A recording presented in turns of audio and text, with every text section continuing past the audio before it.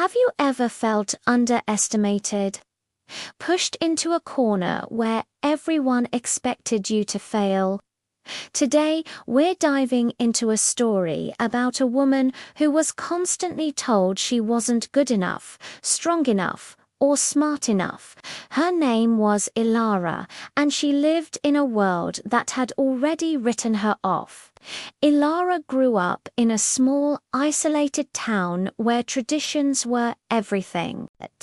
Women were expected to be quiet, to manage the home, and never to dream beyond the town's borders. From a young age, Ilara was different. She was curious, she asked questions, and she had a fire in her eyes that made the town elders uneasy. They called her reckless, a troublemaker. Her own family, fearing judgment from their neighbors, tried to extinguish that spark, telling her to be more like the other girls, to accept her place. But you can't just put out a fire like that. Deep down, Ilara knew she was destined for more. She would sneak books from the town's tiny library, reading about Fair of Lands, ancient history, and forgotten sciences. While others slept, she studied the stars, mapping constellations and dreaming of discovery. They saw a disobedient girl. She saw a future explorer. The turning point came when a mysterious blight began to sweep through the farmlands, withering crops and threatening the town with starvation. The elders performed their rituals, the men fortified the granaries, but nothing worked. Fear turned to despair.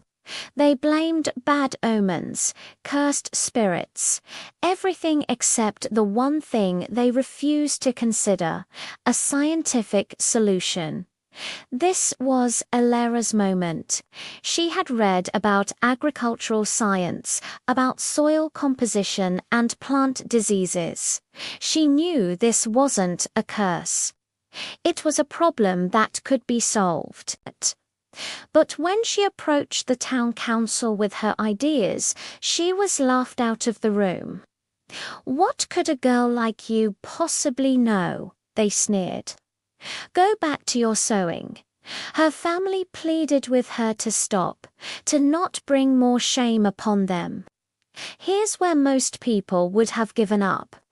The weight of an entire town's disapproval, the disappointment of your own family, it's enough to crush anyone. But they never accounted for her courage. That night, with a lantern and a few tools she'd fashioned herself, Ilara went out to the blighted fields alone. She took soil samples, examined the diseased plants under a makeshift magnifying glass, and worked tirelessly through the night, cross-referencing her observations with everything she had ever read. She discovered the cause a rare fungal infection that thrived in the local soil. More importantly, she found the solution in her books. A specific type of mineral-rich clay from the nearby riverbeds could neutralize the fungus. It was a long shot, a theory from an old text, but it was their only hope. The next morning, exhausted but determined, she didn't go to the council. Instead, she went to the other women of the town. She didn't talk about science or theories. She spoke about their children, their future, their home. She showed them her findings, not with arrogance, but with a plea for help. A few, then a dozen, then almost all the women who had been told to be silent for so long listened. They saw the truth in her eyes. Not defiance, but a fierce love for their community. Together, they organized. They went to the river, gathered the clay, and began treating the fields, working as a unified force. The men and the elders watched, skeptical at first, then astonished. Slowly, miraculously, the blight began to recede.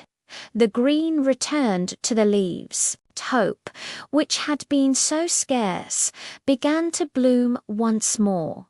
Elara didn't seek praise or power.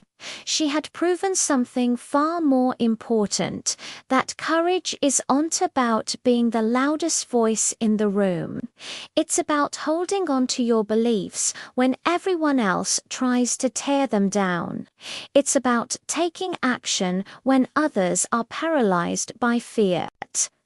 The town was saved not by tradition or authority, but by the courage of a young woman they had completely underestimated.